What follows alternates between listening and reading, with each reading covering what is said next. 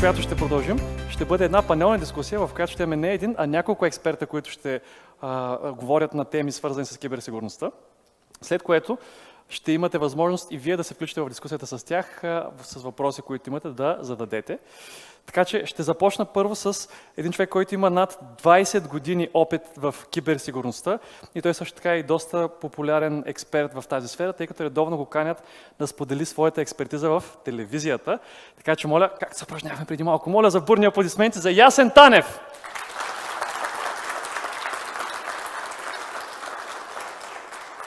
Привет! Здравейте, не успя да се позная. Така, следващият човек, който ще поканя, е една дама, която ще се присъедини към нас. Тя има два мандата като заместник-председател на ИСАК и в момента е главен консултант по информационна сигурност. Моля за бурни аплодисменти за Жени Бонева. Тук малко сме го блокирали. Да. Така, Жени, докато се качва, ще поканя и следващият ни лектор, който има 15 години опит в киберсигурността. Привет! Заповядайте. 15 години опит в киберсигурността и той е от хората, които преследват тези киберпрестъпници, тъй като той е в ГДБОП и е началник на отдела по киберсигурност. Моля за аплодисменти за Владимир Димитров.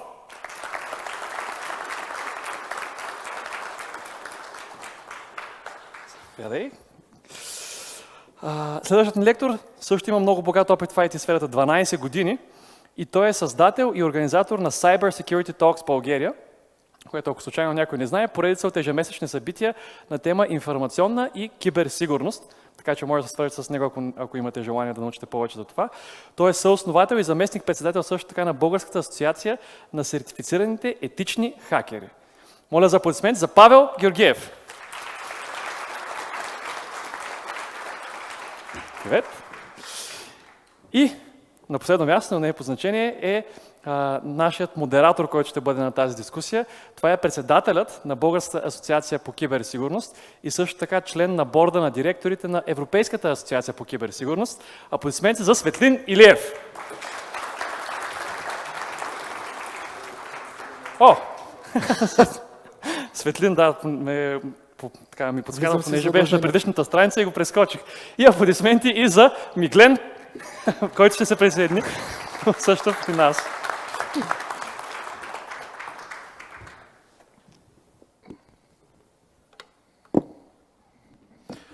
Wow. So for the first time I'm going to be in the role of the moderator. I can ask all the difficult questions. Many people asked me before. Jasen, I'm looking at you precisely. First of all, thank you all for being here. It's an honor for us to have you, so we can share our ideas, our thoughts on the cybersecurity threat landscape, as our panel is being named. Can we ever be safe? I'm sure that most of the people here who are in the InfoSec business already have the question to that, already have the answer to that questions. However, we will try to dissect it even further. Many thanks to the organizers of the event. It's a true pleasure to have you as partners. One more important thing for Accents and Robert precisely, who is the face of the company. They also represent the Polish Cybersecurity Cluster, which is our, let's call it, sister organization from Poland. And the both organizations are in the initiative of Cybersecurity Made in Europe. It's an initiative under the umbrella of the European Organization for Cybersecurity. And I can confirm that Accents already has the certification, the label of Cybersecurity Made in Europe. That's a different topic on cyber and digital sovereignty, which we might enter into discussions, of course, if the audience is interested. But enough from me. I'll try to give the floor to everybody. So we have excellent panel of experts here. I would have to start with Miglen. To be honest, I thought that I'm quite familiar with the phishing technique, to be honest. For me, his speech was something which I didn't believe it would happen. That actually, yeah, if you think about it, think about all the cybersecurity conferences you've been to. Everybody is sharing the different threats. They start, of course, with phishing, and then everybody's just skipping that part. Okay, that's phishing. We all know what it's about. It's the Nigerian prince or the Indian lover that needs $100 or $200 pesos from Mexico to get married, etc. However, apparently things are not as simple as one might think. Miglen, you also work, and for me that's the most important regarding your value to the panel. You're also the Chief Information Security Officer for Payhawk. I'm sure everybody here knows that company, the challenges you face every day.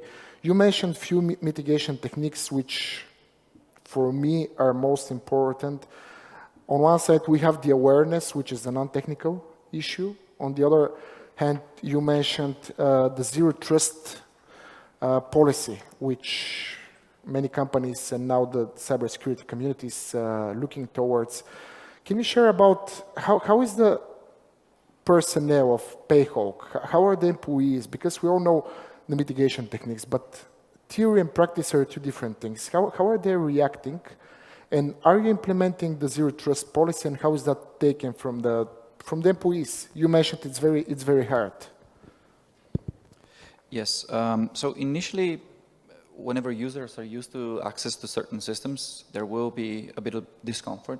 But if you explain to them what the reasons are behind these decisions and what we're doing certain things, and sometimes users already know, like engineers, they already know that doesn't make sense. It doesn't make sense for me to have access to this information. And I always go back to users because this is, at the end of the day, the most important resource to any company beyond finances, etc. Because your users are bringing you the profits, and their users are really the capital. And the other thing is users are sharing their devices with various applications. Like on your phone, probably you have lots of social media apps or other apps that you may or may not know what they're actually doing in the background. And sometimes those users may even share access to corporate applications or corporate data.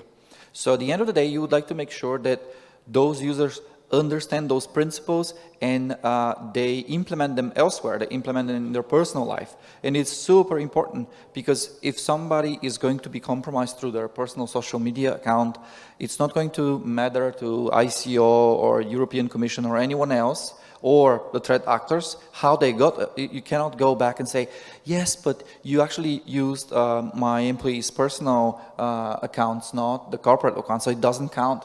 Well, at the end of the day, it's going to be a major compromise. It's going to be a major problem. So there is a bit of discomfort, but at the end of the day, people understand and what I really enjoy is some of our employees, sometimes they reach out on a personal message and they say, hey, I've seen this on Facebook in my free time. Is this a scam? Is this a problem? Or my friend have received this kind of document or letter. What's that? Is that a scam? And I'm always open and happy to help them out to identify whether that's some form of fraud and prevent it. Because it actually shows you that apart from helping our companies and organizations and etc., you're helping those people to have a protected personal life. Wow. Well, ladies and gentlemen, that's coming from real-life experience. What is everyday? What are the everyday challenges of implementing a policy which everybody is talking about? I'm not quite confident how many people are actually implementing that policy. It's not comfortable, especially the zero tolerance. Let's say you have an executive and they, unfortunately, out of complacency, have clicked on a link and you just have to wipe their drive. It's not going to be the most pleasant feeling, but I've seen it work in large corporations like Amazon, and I believe we should learn from it because at the end of the day, you don't know how far the threat actor have penetrated in that device and how and what they use to hide their tracks within the device. So just wipe it off. Yes, it will be a bit of discomfort, a little hard conversations, but better to have these conversations than the other ones. Yeah, the conversations with the officials, which, yeah, I've heard they aren't very pleasant. We have members of the panels which are going to share later on that topic. You mentioned executives and you mentioned awareness, education, etc. I've been thinking, we were yesterday at the, my apologies, Happy Cybersecurity Month. We almost forgot that it's October, it's a Cybersecurity Month. I got reminded yesterday we were at the event organized by the Ministry of E-Governance, and we were attending with Jasen, where we discussed and raised a little bit it's in the way awareness, education, but it's not the typical education and awareness on employee, which probably most of us are talking about, but more or less educating the C-level management and the policymakers. How important is that? Because we all probably here had the problems of going to the CEO or to decision maker or to the policymaker if you work in the government. My experience thus far is that not everybody is so responsive and understanding of the problems which a person responsible for the cybersecurity or the information security is facing. And Jasen, we talked a little bit yesterday. Could you share some of your thoughts which we discussed yesterday? I believe there is a microphone there. Regarding the role of education in terms of, yes, first of all, employees, the future talents, but also on the policymakers, and how important is that to have secure digitalization, a topic which I want to discuss later on. Thanks for the question. So there are different ways of doing the teaching and training and motivation. And when we're talking about the kids, because we should start from the first grade, we should be very kind to be gentle on the education. I was also a believer that this approach is going to be effective on the business, the C-level and the government. But as it seems to be not effective, I can say that the last few years we switched from politeness to, I will say it, don't be afraid, it's a digital gorillas.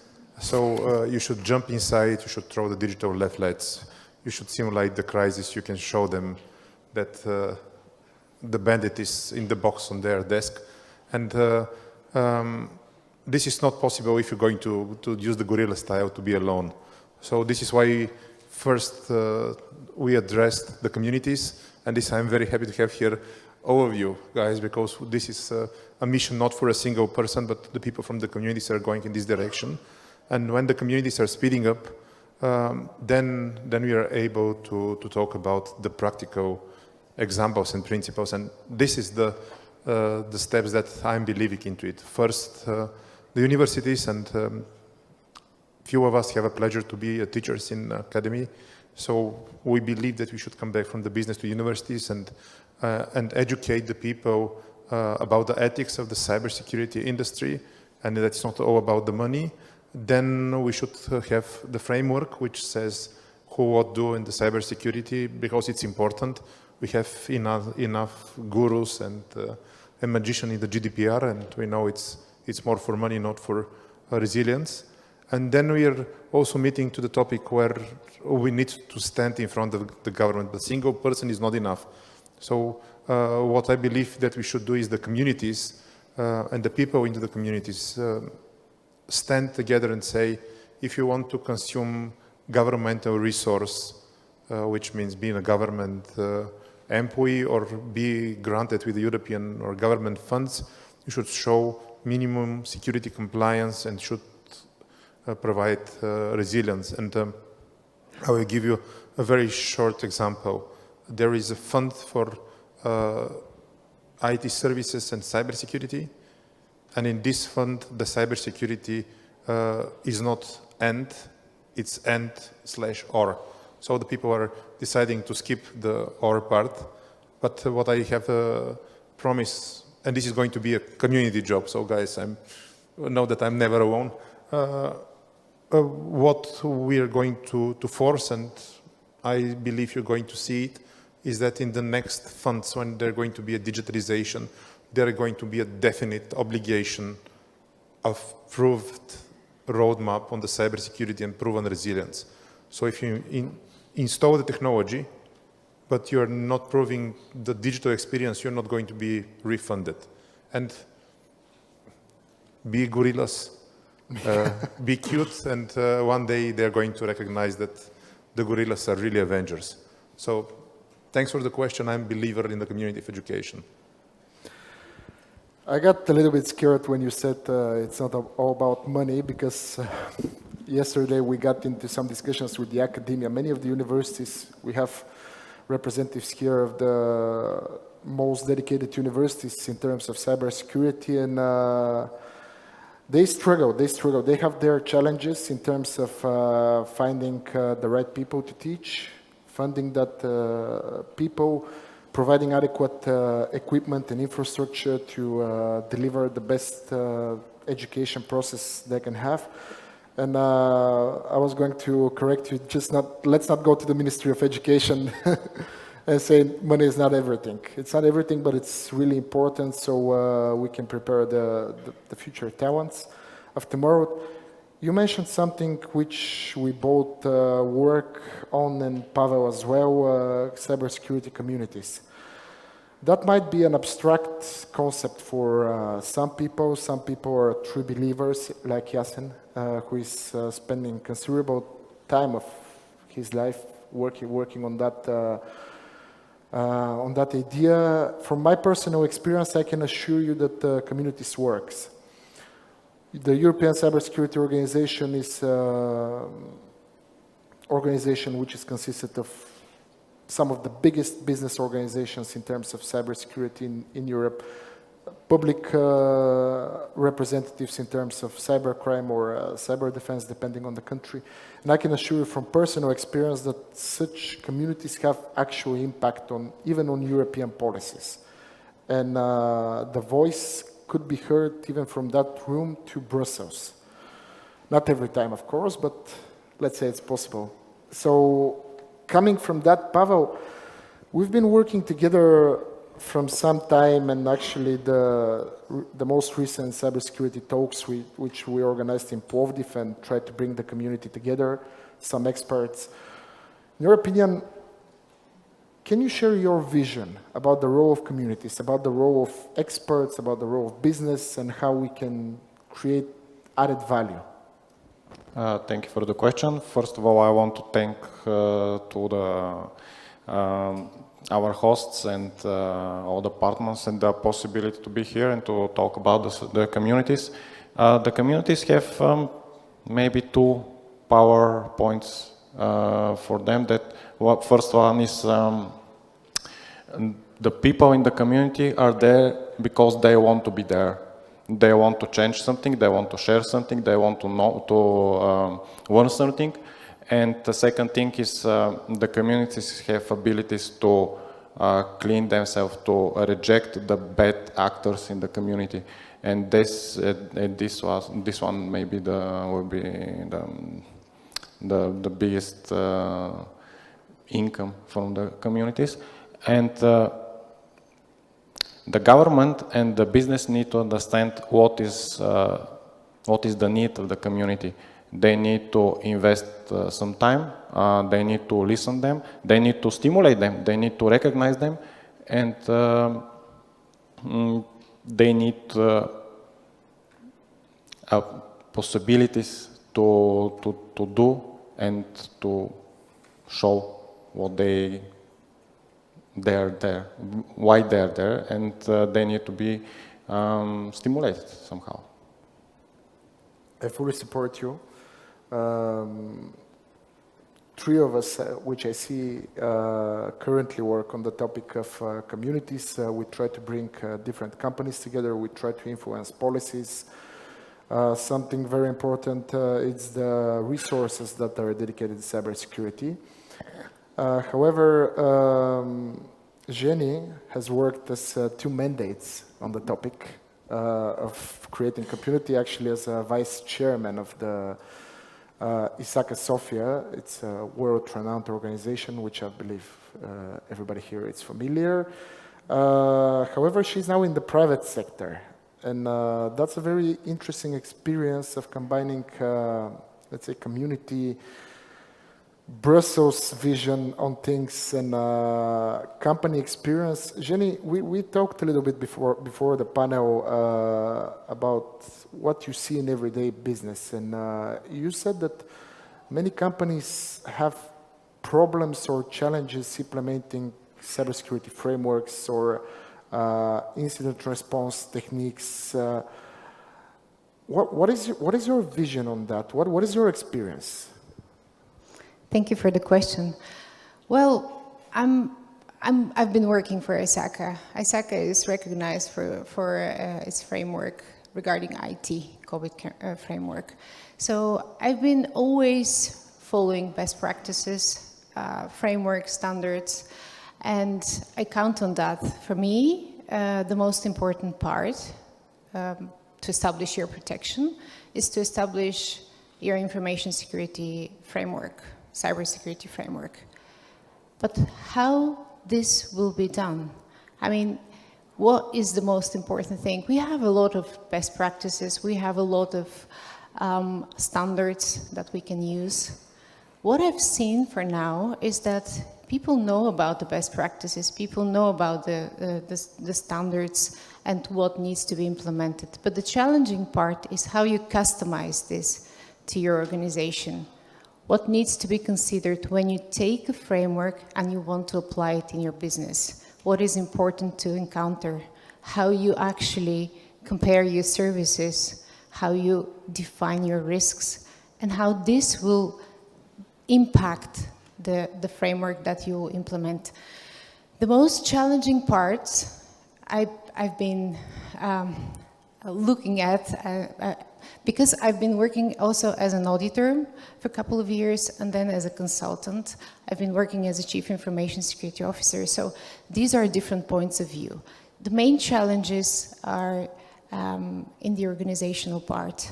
Like the first thing that we need to implement are the roles and responsibilities. The roles and responsibilities are really important because they actually define who is doing what, how they are communicating with the others, because information security is not a standalone practice in the organization. It is linked mainly to support the business, but it's linked with IT. And the most important part with this link with IT is balancing. We all know why IT exists in the organization. IT exists because we want performance. And information security sometimes is against the performance. It's about security.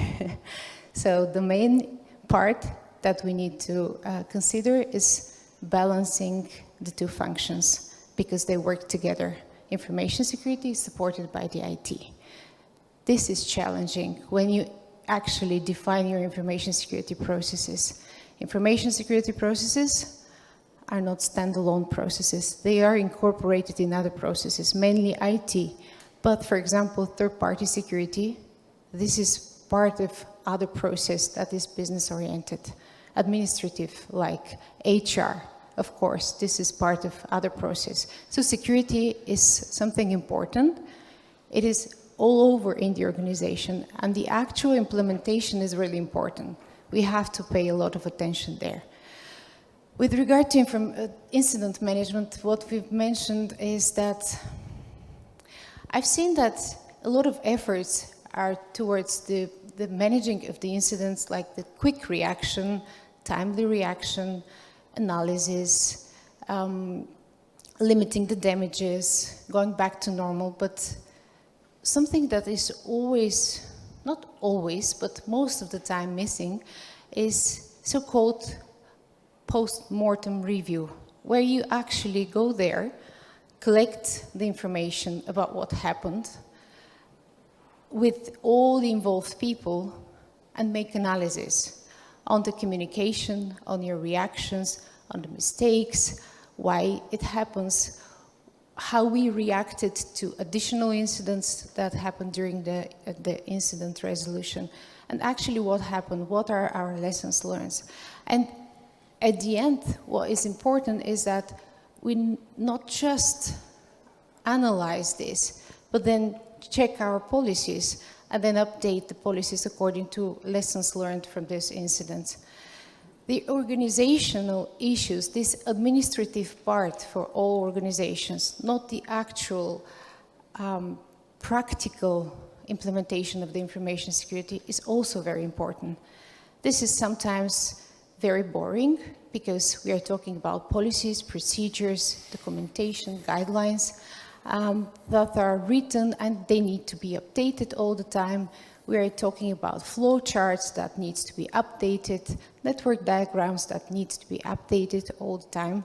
But this is really, really important for the overall information security. And something interesting that I've noticed recently is that actually the organization, especially the big organizations, they need to establish the same understanding about terms and definitions. We saw the first presentation now that we started with definition to have the same understanding about what we are talking about.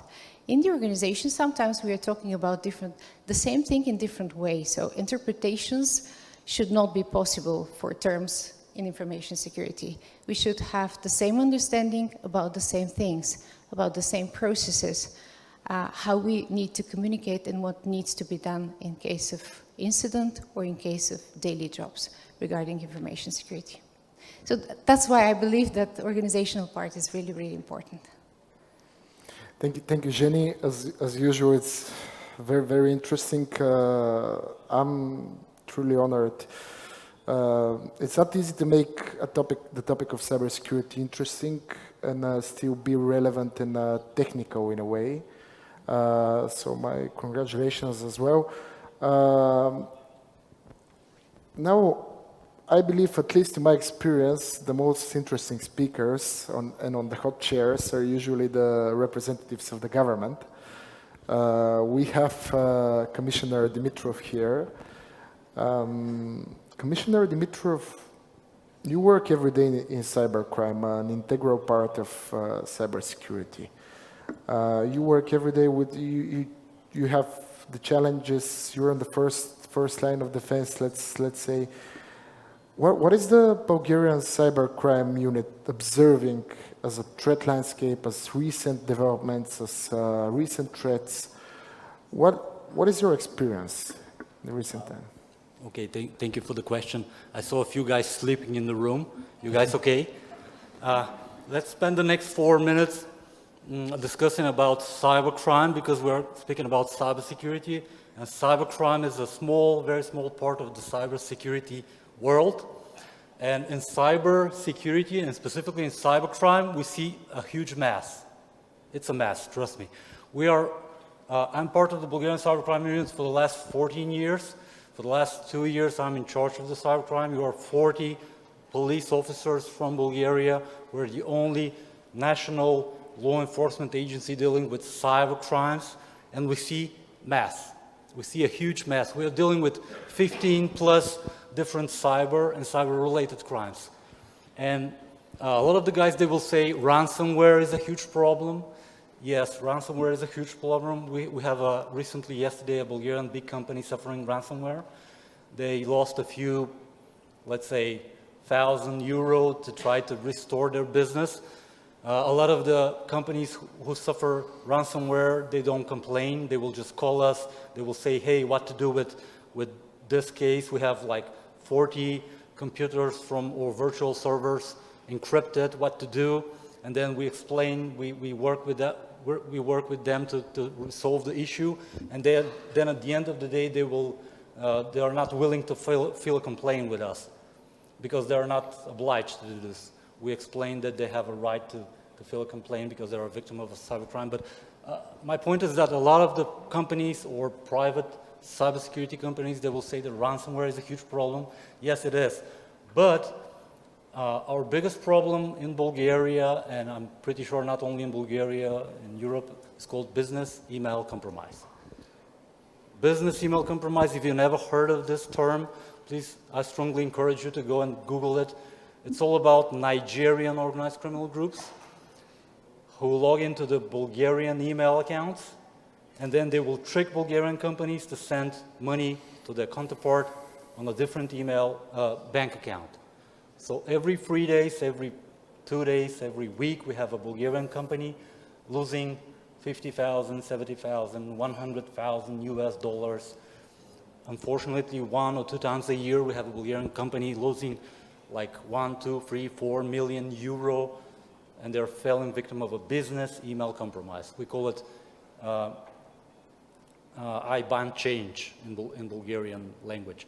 So it's all about Nigerian organized criminal groups who log into the email account of a Bulgarian company. They trick the company to send their next payment to another bank account somewhere in a different country when it's not the same country where their counterpart is. And it's all about the guys who are doing business email compromise. They need like a few weeks at least to commit the crime, this specific crime, because it takes a lot of the challenges for them. Sometimes they will go and register a typo squatting domain. They will do the email forwarding rule inside the victim company emails to commit the fraud. And then they are doing the business email compromise, but in order to launder the money, they're using the money laundering organized criminal groups. There are more than 10 big organized criminal groups. No one knows how many of them working right now on the global scale, and they're laundering money. So they launder money from cybercrime, they launder money from guns, drugs, they don't care. You just need a bank account in this specific country. You need a guy to go and to register a specific company in Indonesia with this specific name.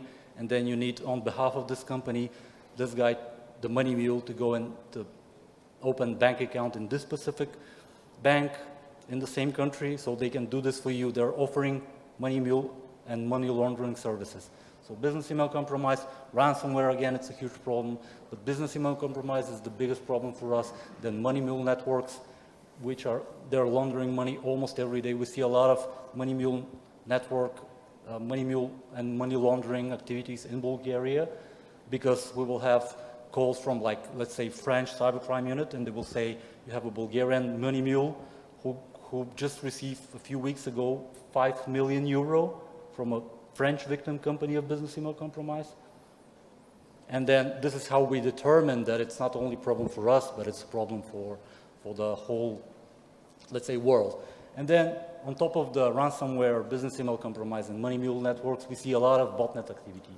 While we are speaking right now, there are hundreds and thousands of infected computers in Bulgaria. One of them, like small part of them, are part of one botnet network. The other part of the infected computers, they're part of another botnet network, because speaking about botnets is pretty much the same like speaking about cars. There are different kinds and brands of botnets, but the bot operator, the guy who infected these computers, he can extract almost everything with these computers. They can do everything with the computer without touching it physically. This is where they get all the information from the victims. This is the endpoint for the other criminals to go and extract your personal data, all your passwords. So botnet is the most dangerous cyber weapon right now in the whole world, because again, the bot masters, they don't care about each and every infected computer. They will go in a hacking forum and they will advertise their botnet. So you can go, they call it affiliates. So you can easily become an affiliate of a botnet operator. So you go and log into the botnet panel. They have a dashboard, and you can go and you click, and you can go and look at each and every infected computer to determine what to extract, to deploy ransomware, if it's a personal computer, if it's a company computer, and then from this company computer which is hacked, you can go and you can pivot within the internal network of the company. But since we don't have a lot of time, I can give a speech like 4 days about cybercrime specifically. So it's ransomware, business email compromise, money laundering, botnets, and then we have a huge problem with child porn. Again, while we are speaking, there are in Bulgaria a few hundred Bulgarian citizens downloading child porn. We have a special software provided by our friends from FBI and Europol, and we're trying to determine who is downloading child porn in Bulgaria. And then we go and open a case. We work this out with the prosecutor's office. We go in the court. We have a search warrant. We go and arrest pedophiles basically almost every week, Bulgarian citizens who just download child porn.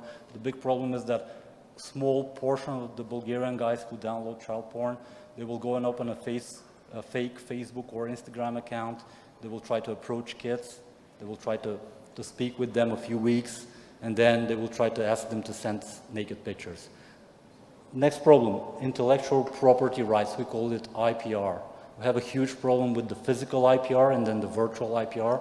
You know, all of you know about our Balkan Pirate Bay style torrent trackers, and it's a huge problem because it's signed for the European and US companies, since if we are a country where the intellectual property rights is not recognized, then this is a sign for the well-known big companies to avoid Bulgaria when they do their business. So again, it's a huge world speaking about cybercrime, but we don't have time. Please feel free to hit me in the coffee break. I will be more than happy to answer all your questions. Thank you. You're not going to get so easy. I thought about leaving the topic for the end because it's probably the most spiciest one, and I'm sure we're going to get later a lot of questions. But you mentioned botnets. To my understanding, botnets were used in the recent attacks which we had on the governmental institutions, which of course showed your point how important are. Could you share something? What is your intake, of course, with whatever you can share with us, for this attack precisely, but in general? What are the threats to the, let's say, to the institutions, the governmental institutions in Bulgaria?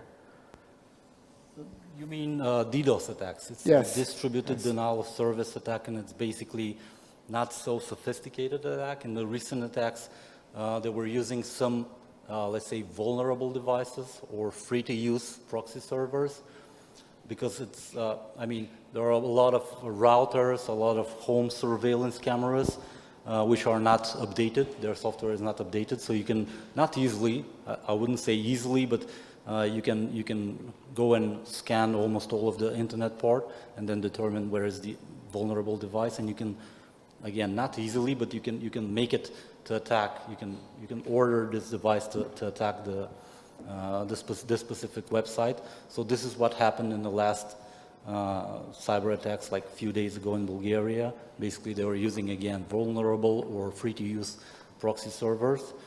But it was like 12 Bulgarian government websites, and then this pro-Russian hacking group, Killnet, they added later on a few websites of Bulgarian companies. The attack was partially successful because the websites, they gone offline for 1, 2, or 3 hours, but no personal data was stolen. As we all know, DDoS is all about damaging your reputation. Your website is gone, and this is a problem if it's a government website. Our colleagues from the National Investigative Service, they managed to identify some of the hackers who were behind this attack. They were determined that they are somewhere in Russia, and it's the ongoing case. And I'm hoping that maybe one day the guys who did the attack, they will be brought to justice. Let's all hope that. You mentioned, we were discussing some very difficult topics, let's say. We're talking basically about problems. Although Jenny mentioned that the role of information security, InfoSec in general, it's to, let's say, in short, keep things smoothly running and in order for the IT to have an added value. However, jumping back to Jasen, we discussed yesterday on the round table, we both participated.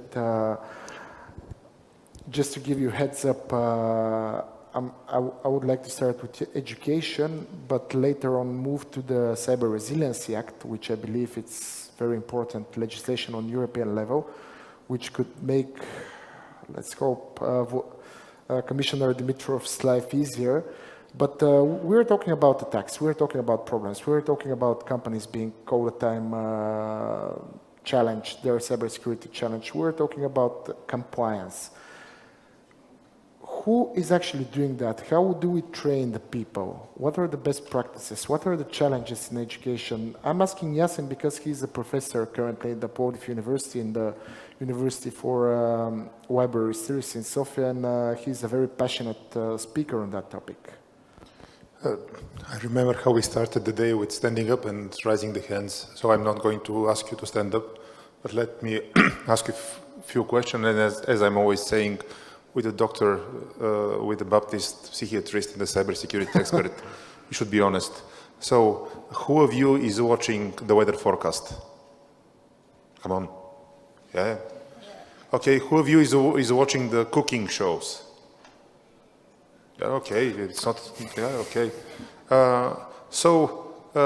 This is a things that you're doing to be aware and to be able to survive, because with no food there is no survival. And also it's kind of fun. But did you hear somebody doing a general awareness about the cybersecurity topics? What Vlad was talking, what Jenny was explaining, or Pavel and Miglen? No, there is no cybersecurity forecast or general awareness about this kind of thing. But once in a week, you will have the professor who is talking about the weather. Now we're going to look for a professor who is going to talk about the cybersecurity. So this is one of the first things. We should have it on a weekly basis, if not on a daily basis. And the second thing is we are going to yoga, we are going to, I say, cooking. I'm not going to yoga. Yeah, okay, Sorry. me too, you know, but I'm doing mountain biking, skiing and snowboarding, this kind of stuff that can kill me probably. But cybersecurity is not killing in general. But what I think is that we should have the laboratories, and this is what we were talking with Pavel. Pavel, you remember we were talking so much preaching and explaining and the concepts, but we speak with him and I say, okay, too much talking, no, not enough acting. So what I'm thinking is that, and you're going to see it more and more, we're going to bring you to a labs, and this is a game because of the community. We're going to do it because we believe in it. So my idea is that the compliance is going to go from one of the ways, Jenny and her organization is going to push, but if there are no hands-on lab for everybody to go, to touch, to learn, to experience, to share, to have the cyber clubs, to have the cyber talks, without practical experience is not possible. So I'm addressing to you. Is there anyone who watched the weather forecast and the cooking show who is interested also to have the practical labs? Is there anybody who is going to participate in them? One? Come on, more respect, yeah? So the others, if you're not participating, then you're going to join later by self-motivation. You indoctrinate them. Yeah, I mean, there is no other way. Digital hygiene, reality. Thanks for the question, but I really think that talking is enough, acting is what should follow up.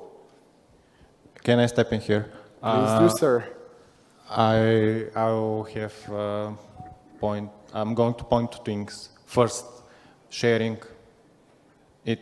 And open data. First one, no one on net. Let's say net. No. Few actors in the cybersecurity area in Bulgaria don't want to share.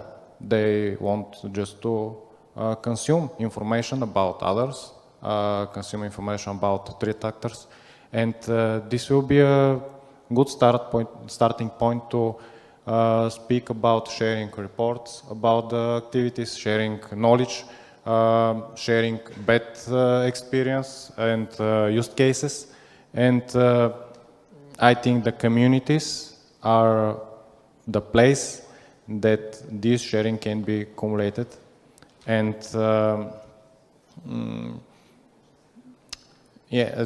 and these initiatives needs to be out of the government, out of the business, and out of any institution. They needs to be for communities, and I think the community will come back with a solution to the other actors in the cybersecurity area.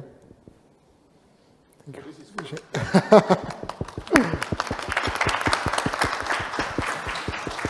By the way, just a reminder, the coffee is outside, if anybody needs some. Jenny, sorry, you wanted to jump in? Yeah, I wanted to share something interesting. Basically, when you were talking about awareness, I was thinking, why the threat actors are so motivated and more motivated than us and more successful, actually. And I would like to share something interesting that I saw in one organization during October, during this month of cybersecurity. They actually organized an escape room, but everything was related to cybersecurity questions and clues and everything related to cybersecurity, just to bring the awareness, to raise the awareness of their employees in a funny way. I think it's a very good example, actually, how you can do that, to bring the interest back to the employees in a funny way, interesting way. Thank you. That's, sorry. One thing that I'm also liking very much before that, when you're needing the sysadmin to help us, always you're buying him not salad, but steak and beer. Now, if somebody left his computer unlocked or if he forgets something, then he's buying the beer. So this is another funny way of putting the cybersecurity in game mode. So if we can write in the takeaways from this conference is we should definitely be engaging the team building organizers to include the cybersecurity elements so we can raise the awareness. That's, yeah, I would really approve that. On education, again, Miglen, as I said, he's running one of the, let's say, probably, I'm quite sure your team of cybersecurity experts is contested on an everyday basis. Your company deals with money, with the transaction, the financial sector. It's, let's say, the most, in my personal opinion, the most heated one. How do you manage?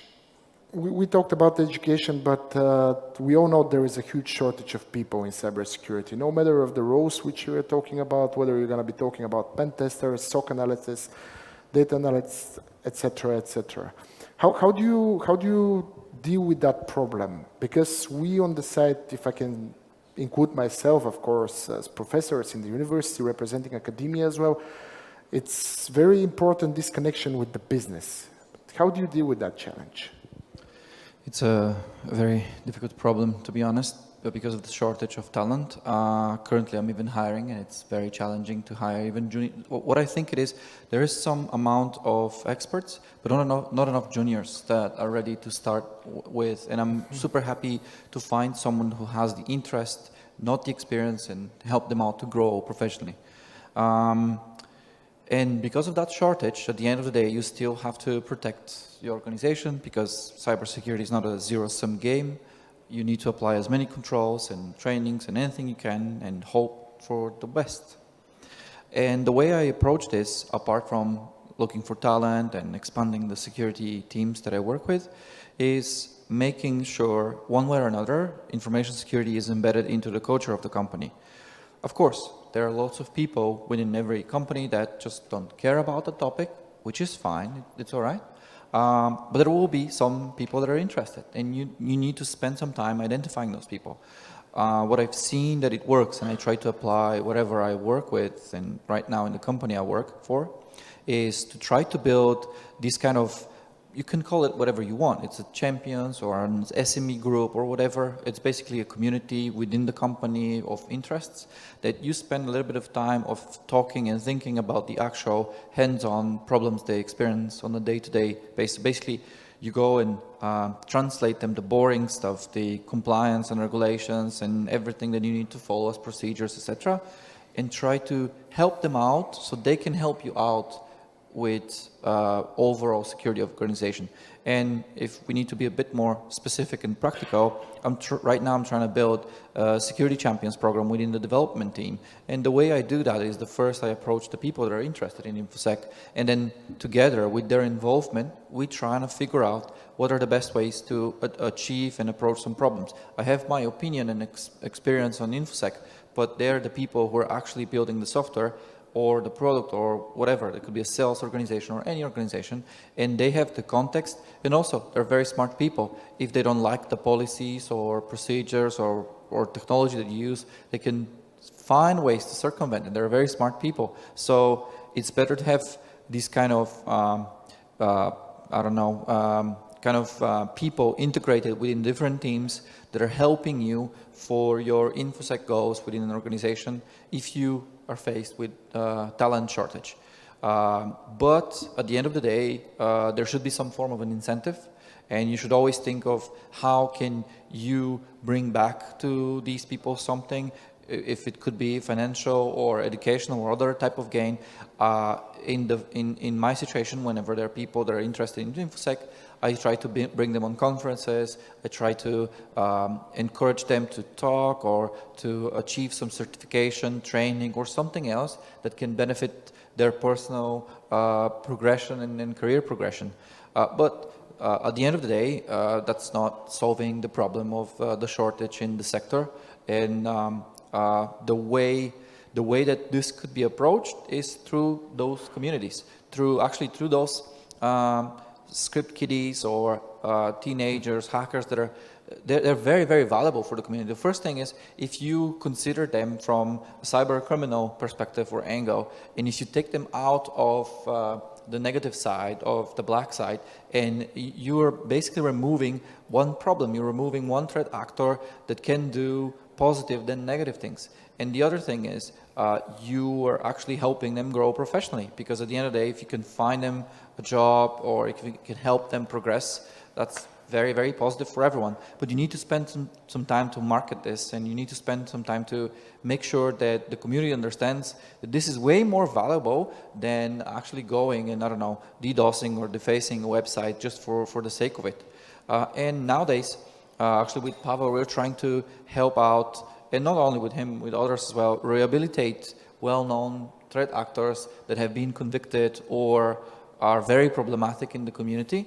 And it's a very difficult problem, and they realize that they have done quite wrong, and they have tampered and destroyed their potential for career, because they already have probably the most important ingrained skill. They have the ability to find loopholes, to find problems. Now they just have to turn it into positive.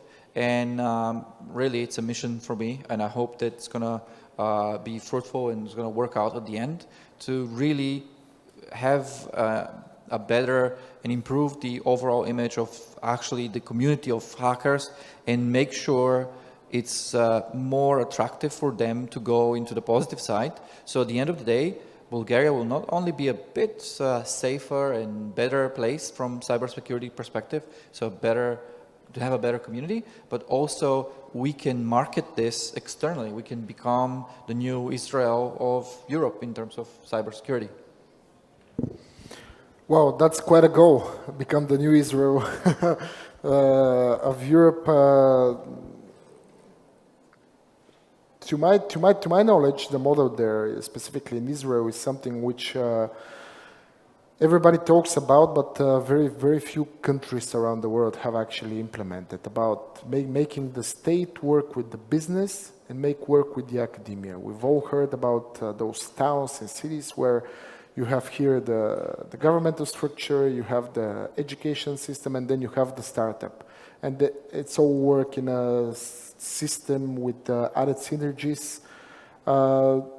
Apparently that's the right way to go. Apparently that's the right way to go. So yeah, we should all work in that topic. But you mentioned something very interesting, which I believe Pavel, as vice chairman of the Bulgarian Association of Certified Ethical Hackers,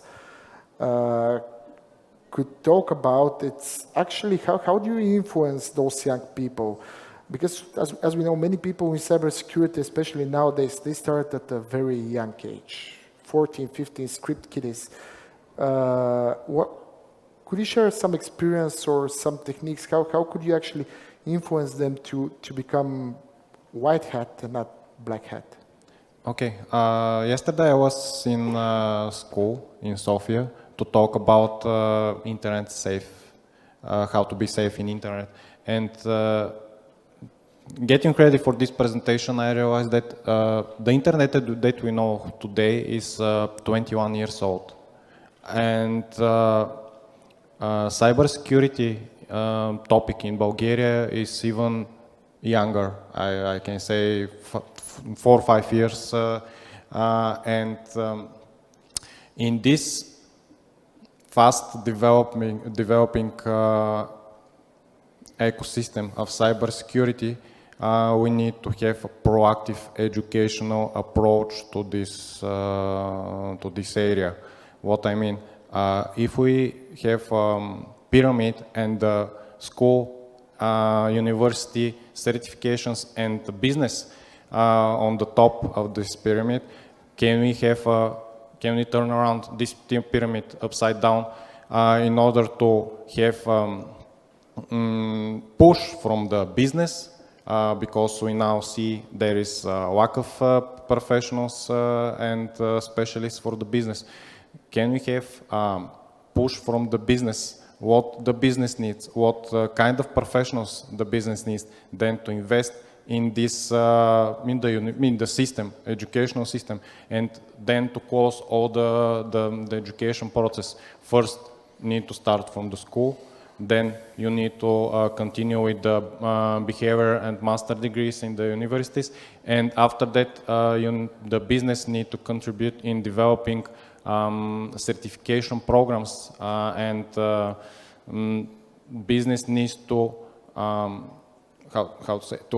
recognize these programs that the specialists, the skills that are gaining people, students in these programs are really the skills that the business needs. And if you close this circle of education, certification, and business approach, I think this will be a better approach to the cybersecurity in the country. I would like to share something which we discussed, and it was born as an idea on the round table. We attended. I don't know how many of you know that in the next few years there's going to be a digitalization course conducted on 500,000 Bulgarians. That's the idea. There's going to be a platform where 500,000 people are going to be actually educated on the digitalization, let's say. So we're working really strong on including the cybersecurity element on that platform and on that curriculum, let's say educational curriculum. I believe that's one way to go. Raising awareness, general training, because, you know, from my experience, if you can mitigate the most common errors which a typical user is doing, you can mitigate 60, 70, 80% of the threats in front of that user. But on a different note, talking about shortages, and I always remember what my professor in university told me about a very interesting policy which they have in the US regarding women in cybersecurity. I asked him, why is this policy pushed so hard of women in cybersecurity? And he said, it's very tactical and very strategic thing. Women in general have different ways of seeing things, of understanding a problem, of attacking a problem. And it's a more practical way of actually outsmarting the opponent. If you think in a different way, in an unexpected way, you are smarter than your opponent. And women guarantee that. We have Jenny here. We attended, and we are somehow involved in Cyber for Women Next initiative. She has previous experience and, on that topic. Could you share how we can engage more women in cybersecurity? How we can promote the idea? Is it necessary to promote the idea? What is the added value? What are your thoughts? Well, I would say that this is a trend called more like diversity, to being inclusive and allow diversity in your organization. Because actually, if you put on the table different people with different background, with different experience, even with different nationalities and gender, they will share different ideas. And actually, this is very valuable, because if you hire people and always promote your ideas, there is no value added. That's why people are important. And if you have this diversity, you will have much more bigger diversity of ideas. That's why we think that involving women actively in this area is really important, because in Bulgaria we don't have so much problems in that area. But there is one issue that is visible, and this is not really involving women in cybersecurity area, but actually promoting idea of leadership in this area. Because this is man-dictated, I would say, for now. And due to the nature of the women and their roles in the family, they do not believe that actually they can take such important roles, because being a leader in the cybersecurity area means that you have to be available 24/7 if needed, and you have to be there, and it's like you cannot organize it better. But actually, this is possible. And these organizations that are showing this, we had this in Isaka actually, it's called She Leads Tech. It's just to demonstrate that it is possible. It is possible. It's not something that we should say that it's just occupied with men. And there are different values. But I believe that mainly we should not separate people on the gender. That's not the idea of the whole programs. The idea is that to give a chance, to give an opportunity, to motivate women to dare to go there, because it's possible. That's the idea, and they can share different point of view, they can share different ideas, and that could be valuable. Not just because of the gender, because of the knowledge, because of the experience, and because we have to have the opportunity to start equal. I fully agree on the topic, and sorry.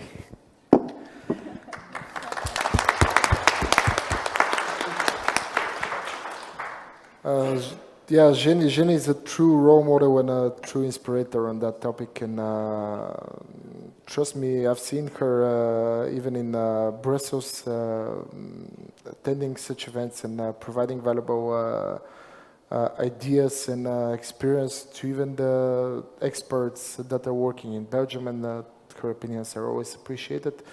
I would like to finish with something useful, maybe useful as an idea, maybe useful as news, information, what's going to happen in the future. My question will be towards Jasen again. I said in the beginning that I'm going to be torturing him, because usually it's the other way around.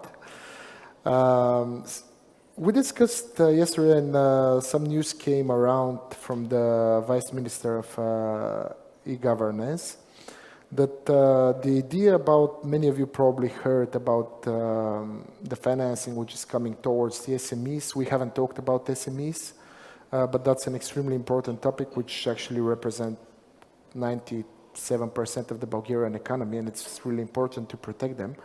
But something very interesting was mentioned, because probably as Commissioner Dimitrov mentioned today, that the problem of reporting and actually raising your hand when you've been attacked. So the Vice Minister shared some information regarding their idea about mandatory reporting on the cyber incidents which the companies are going to experience, etc., which is also related to the secure digitalization. Could you share in a couple of minutes just the information, and we can then open for questions.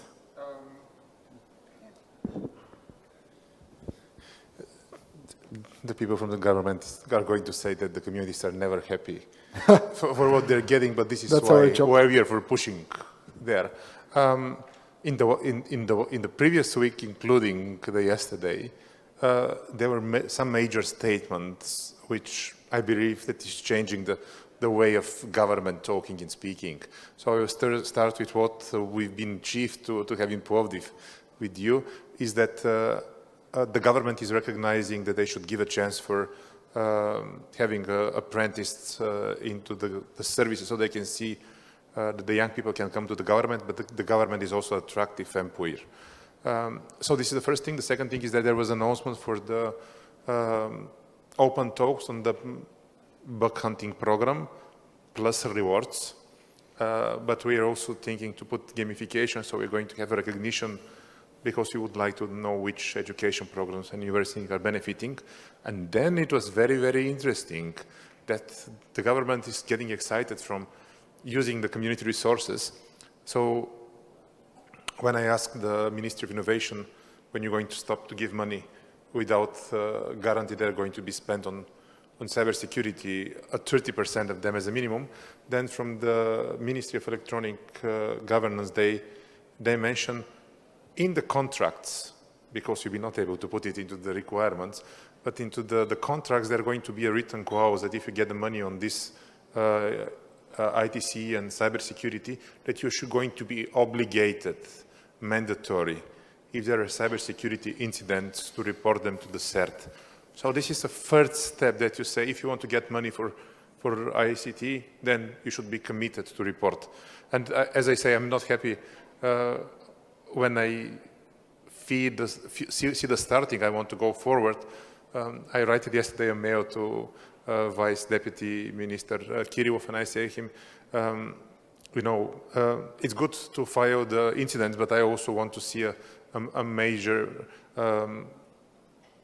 incidents which are identified on the moment of initiation, because you say, I like it very much, the post-mortem act. So it's not enough to report when you're dead. It's good to, you have to use the precautions and update and aware when you notice the signs. So this is multiple stuff which were never mentioned before. So this is how the things work: stalk, push, expose. It's our job. That's why. And stand together. And stand together. I think that's a good final sentence for the panel. Thank you to the panelists. Thank you to the audience for being patient. I hope you learned something new. I hope it was interesting to you. We now have a Q&A session, so if some of you have questions, the panelists... I will come over with the mic to okay. You have already. Just if you can say your name, where you're from, towards whom is the question. Thank you. My name is Kostadin. I'm a penetration tester and ethical hacker, digital, and at Bullhack Academy. So, real quick, as far as my knowledge goes, 40% of people in STEM in Bulgaria are women. That said, perhaps instead of taking example from Western partners, our women experts should be given as an example to them, or in other words, to be leaders and not followers. I want to ask a question to the public first, and please raise hands if you have any idea if your organizations train people at for example, at front desks against the threat of social engineering.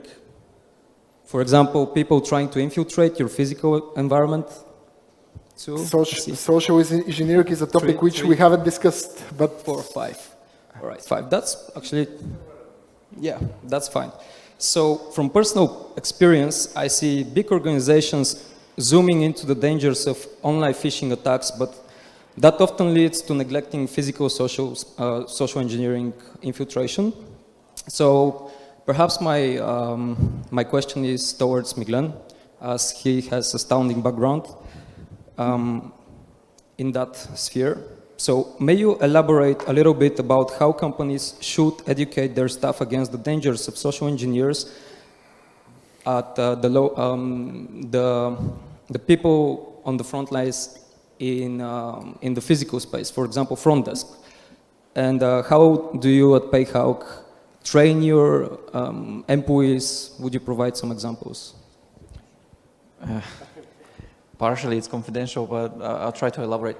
Obviously, external pen testing is extremely vital for that. It's inevitable.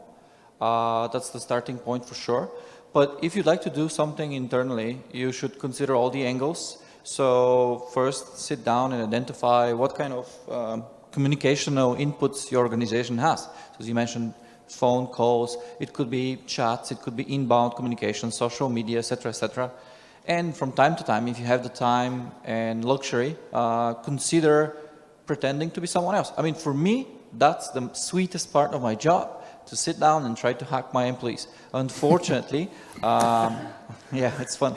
Unfortunately, as the time goes by, I don't have that much free time to do that part of the job because there are other things that we need to focus on. But if you don't have the time, obviously hire someone skilled. And when you identify, let's say, the public spaces that they're using, as you mentioned, calls, other inputs of communication, because at the end of the day, all of these could be an entry point for an attack.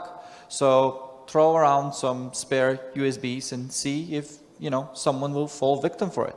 Call your employees with a voice modulator, try to pretend you're someone else, and try to see if you can gain some flags. It's a lot of fun if you have the time and if you have the experience or whatever. Or, obviously, we have an expert here called Digital, and they can join in and help with that part.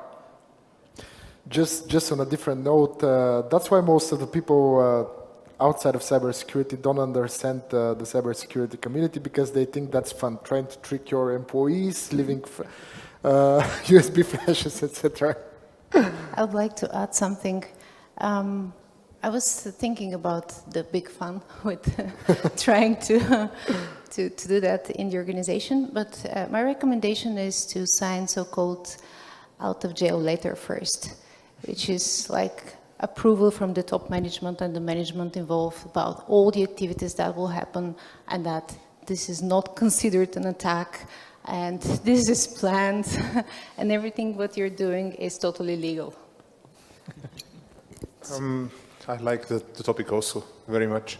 And Kevin Mitnick is always jumping in my mind. I remember the early YouTube movies when he was talking about the pizza guy and the experience how he's penetrating the Norwegian banks and also the Nigerian banks, you know, because it's different if they catch you in Norway or in Nigeria doing these kind of stuff. And he says the document always in the pocket and on a place that can be found without moving your hands. But again, sharing is important because we need to talk about this kind of stuff. Probably once per year, they also should run a series of the Mr. Robot in the prime time because it looks funny, but it's kind of reality.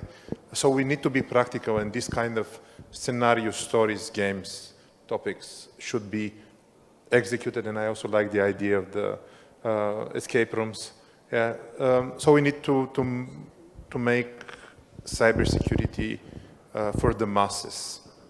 And it was very difficult when I was trying to explain what means the leak of data from the National Revenue Agency in a single sentence. So for me, what it comes to my mind was the digital Chernobyl, because it leaks one, but it stays out for ages.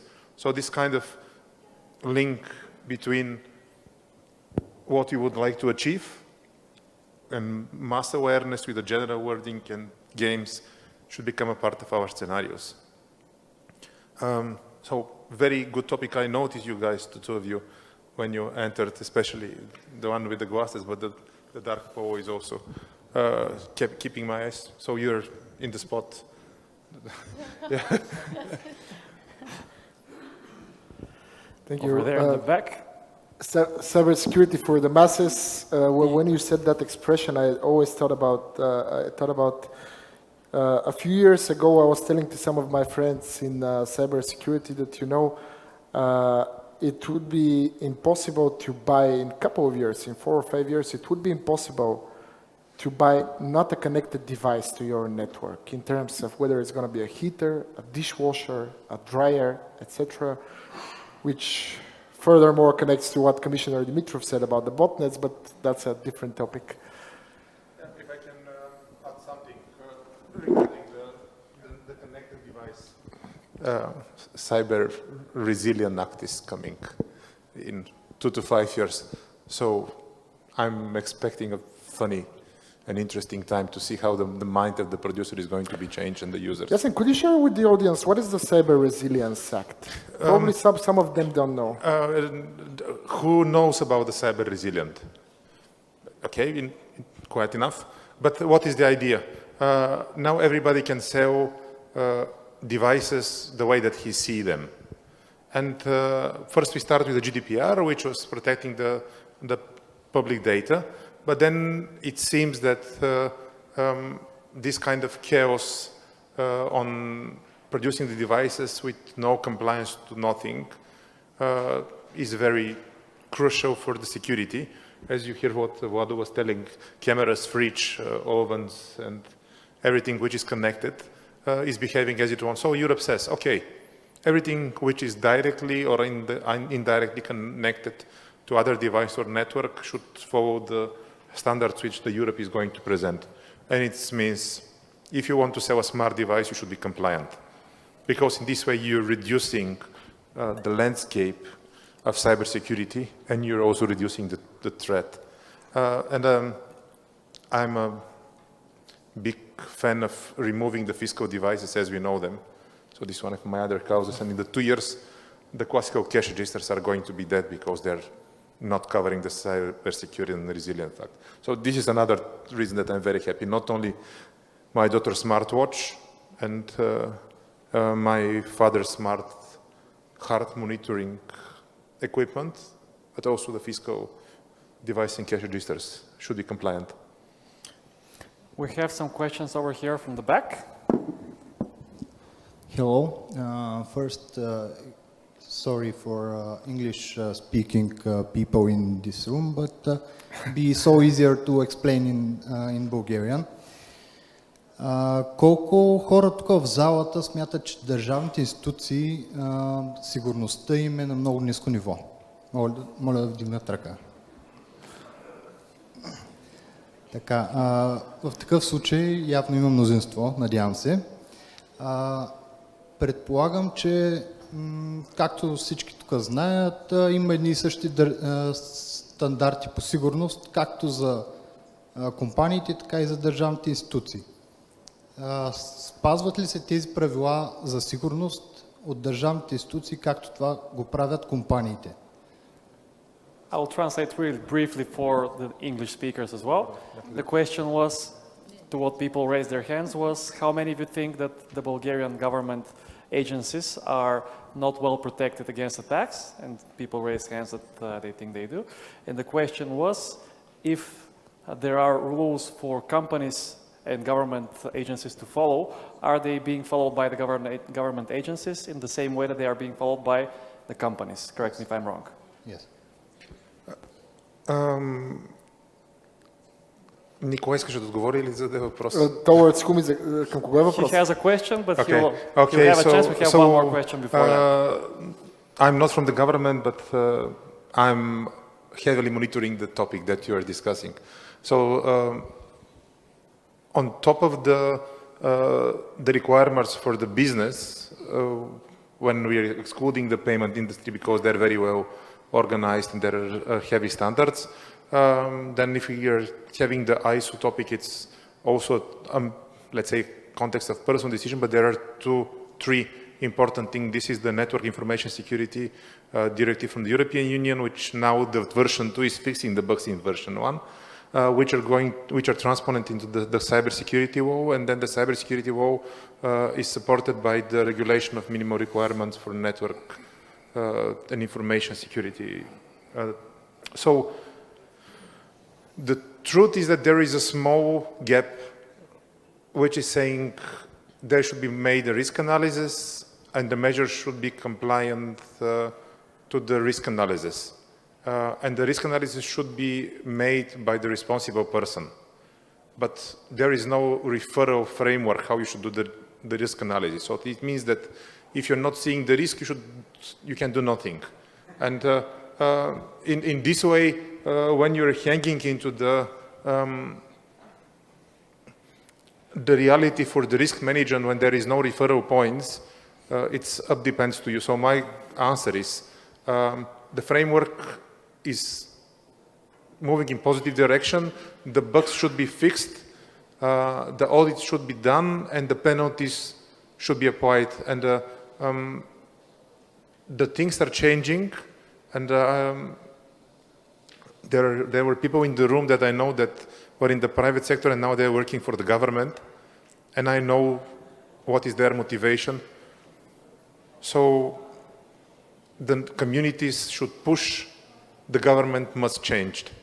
And if they're not changing, there should be penalties, cash penalties to the government, people who are not doing their job responsibly. If Anyway. I can add something, just on a more concept note, I'm not going to discuss any technicalities, whether it's going to be risk assessment, risk analysis, etc. Very, very good people are working for the government infrastructure to be secure. Not now, but for the past probably 40 years, etc. Now, it's a different question whether those people have the freedom to work. And that's more on political level and on the support and on the resources they have. So my urge is not to, let's say, put blame or act as a victim on one side, but request more. If we have more events like this, if we raise the topic of cybersecurity, it's going to be important for the policymakers and the decision makers. And then those people are going to have their hands untied and they can actually do their work. Sorry, Associate Professor Stoyanov. There was one question over there and one question over here. Do you have one more question? Or? Да приключа само. Когато има протести, превенцията каква е? Има много полицаи по улиците, това го виждаме по телевизията, социалните медии и така нататък. Но когато става на въпрос, както казах, за държавни институции, превенцията е на ниско ниво. То дори я няма в повече случаи. Пример за това дори може да е, както последната атака с падналите държавни сайтове, ниско ниво на сигурност на сървъри, мрежова сигурност, така нататък. Дори най-простия пример, не знам, някои от вас може би го помнят, лятото ученик, който е приключил матурите, има тройка на държавния изпит и се променя в сайта на МОН оценката от тройка на шестица. Как това е допустимо да се направи? Извинявай, че те прекъсвам, просто вчера дискутирахме с доцент Джеков, че това е възможен изпит по дисциплината киберсигурност в Унибит, така че... Може има тройка по български, но ще са по киберсигурност. Благодаря. Okay. Can I add something to your previous question about the government and the state institutions? I don't want to be an advocate for them, but let's imagine most of the people here are coming from private sector. Let's imagine that you're entering in a company with an idea to do cybersecurity. And this company, how many employees have? 2,000, 5, 10? Now imagine that in the government you have, correct me if I'm right, but if I'm wrong, but 100 to 400,000 people there, and different mindset, different management set, and you need to fight with all of this. Imagine that you in the private sector you have multiplied and more complex challenge in the government. That's my opinion. Okay. We have one more question over here from the back. Hello, buddy. Thanks for having me.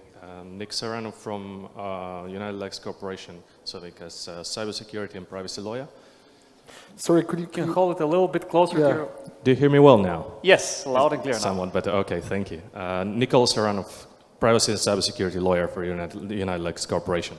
My question is more related to, well, first of all, thank you very much for touching upon very important topics like sharing is caring in cybersecurity. Also, a lot was talk about education and stuff, but basically, when we talk about governance and government as well, it's eminently really important topic to really touch upon private-public partnership and the activities there. So we have the law, we have commissioners of all kinds, data protection, information security, and etc. But can we really tell that we are at the maturity level that we can start focus more on public-private partnership, and activities not only in sharing whenever post-mortem sharing, but having more proactive activities governed by the state, in which we can involve more of more stakeholders like the academia, like the SMEs, not only SMEs as well, but the government as well. If I can answer that question, because I believe I have some experience and knowledge on the topic.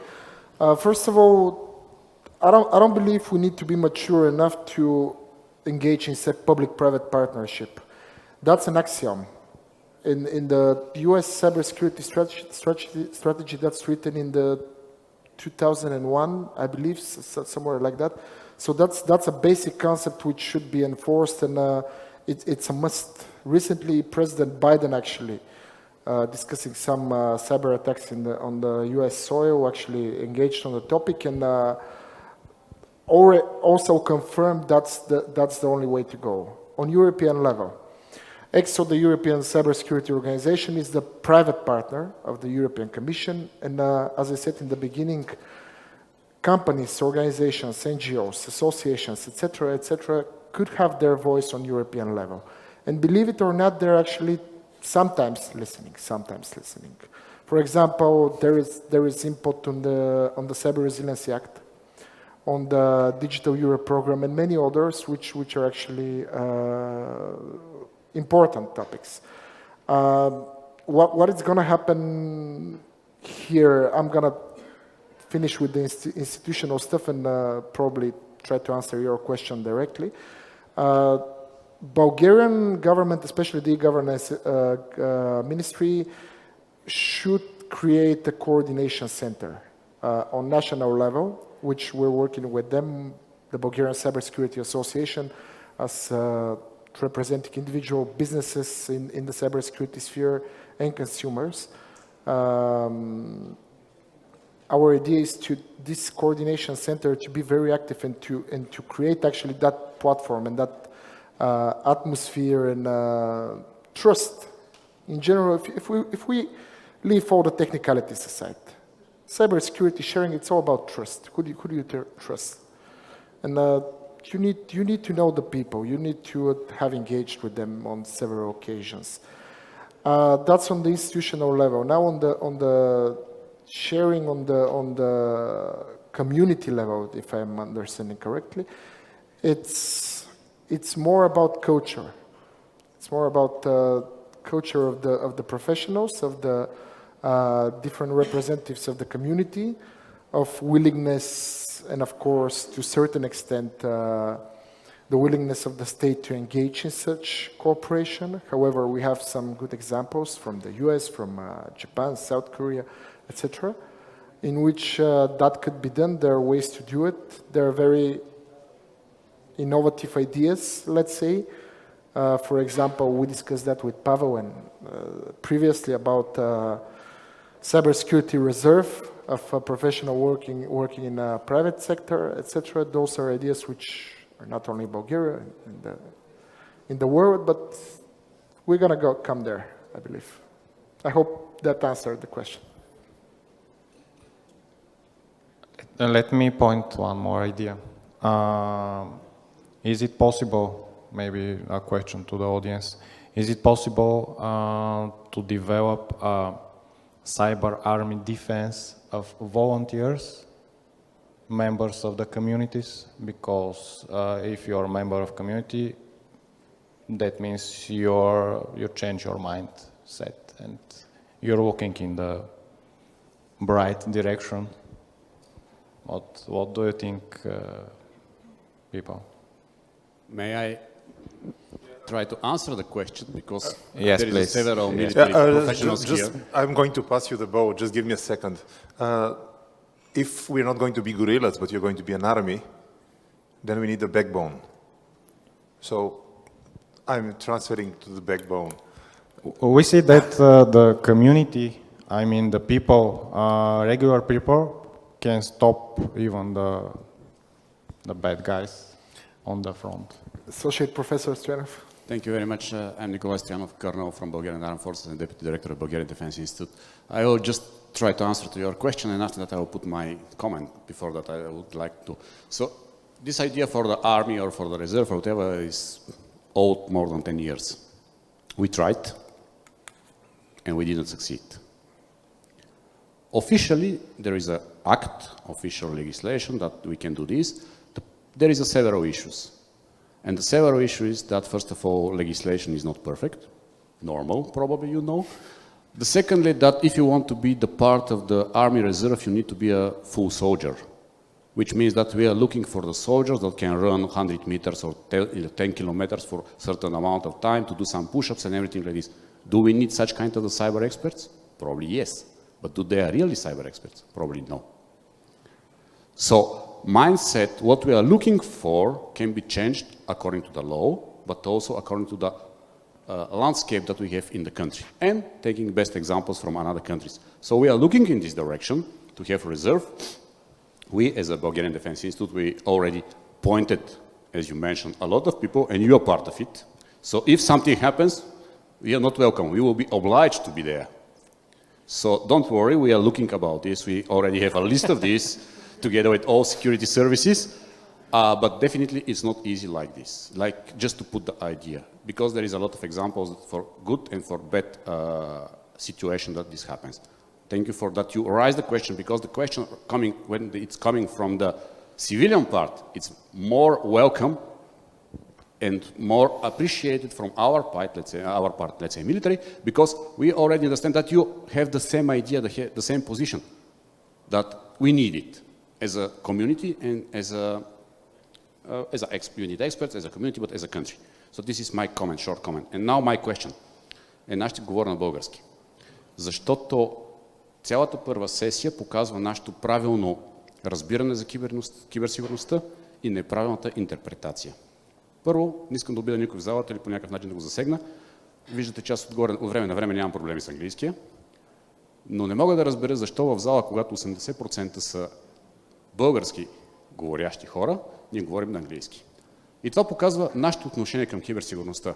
Ние се опитваме да обясним на хората, както той казва, масова киберсигурност, деня на киберсигурността е за всички, се опитваме да обясним какво е това киберсигурността на език, който другите не го разбират.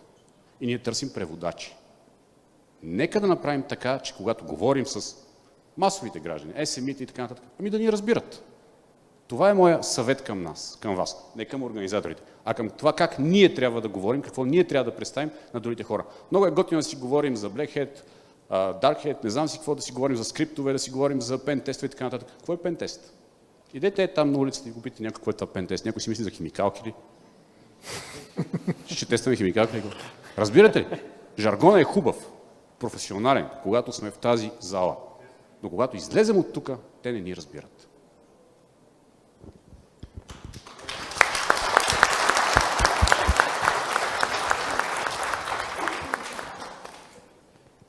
Do we have time? I would like to answer the question. Okay, because I didn't hear a question, that's why. And I'm going to speak in English because on the Balkans we are appreciating the guests, not the guests, the organizers and the way that they're structuring the event. So this is why we're doing in English, and I hope that it's going to be broadcasted abroad and it's visible from internet. So this means that talking in English, it means that we're global kind of conference. So I suppose this is the reason.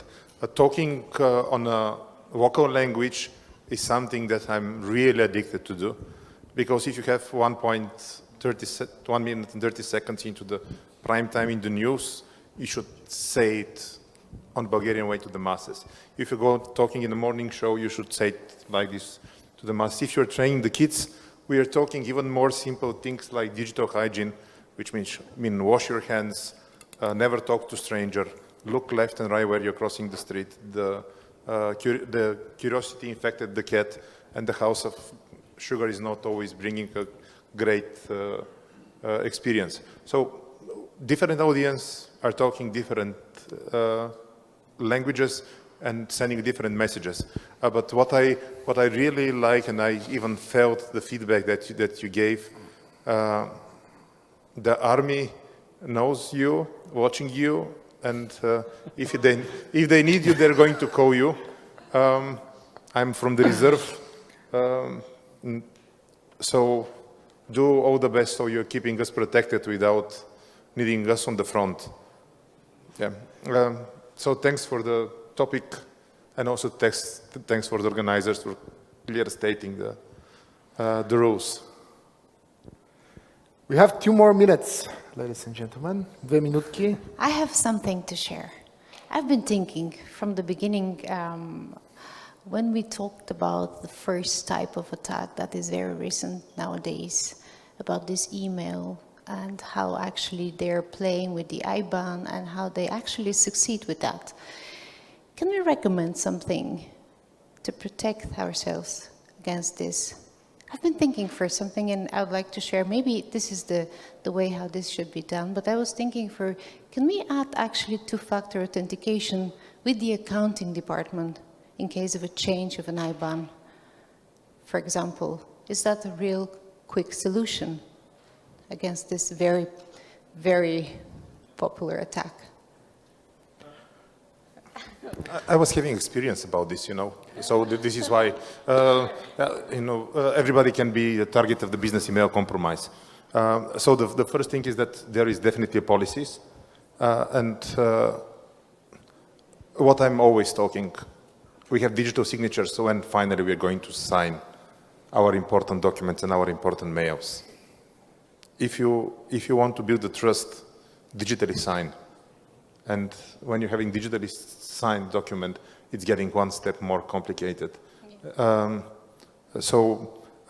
Nobody is saved, but when you are aware, you can probably prevent. And when you see the real topics, so this is what you should make the day of truth, when you're bringing the real people to talk about their real stories on stage.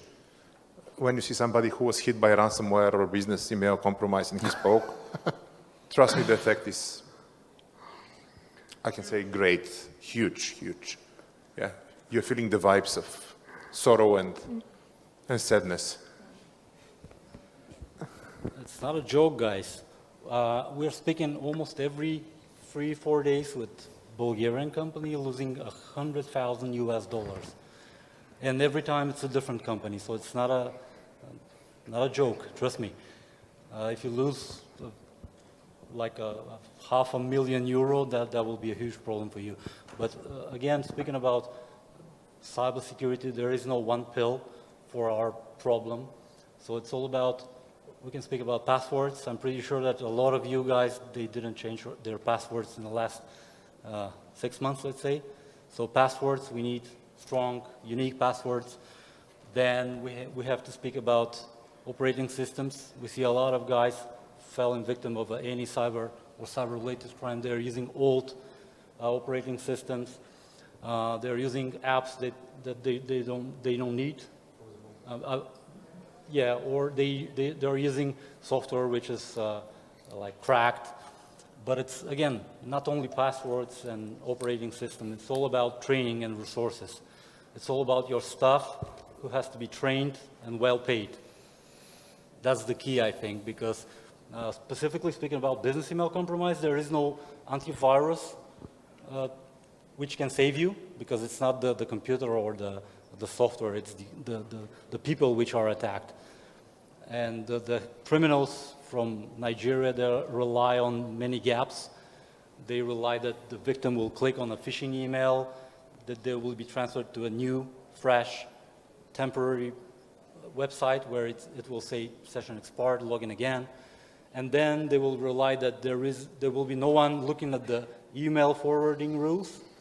So again, I don't have the answer. The discussion panel topic is, can we ever be safe? No, it's a never-ending game of cat and mouse. And can I save just 15 two seconds? questions? Okay. Because people are hungry. Well, yeah, we are at the end of the Cybersecurity Month, 10th anniversary. At the beginning of the Cybersecurity Month, we had we've been a part of another conference that we, Jasen, agreed to have communities, inter-community joint document with activities, and I provoke you and challenge you to support these initiatives and to be part of them. Thank you.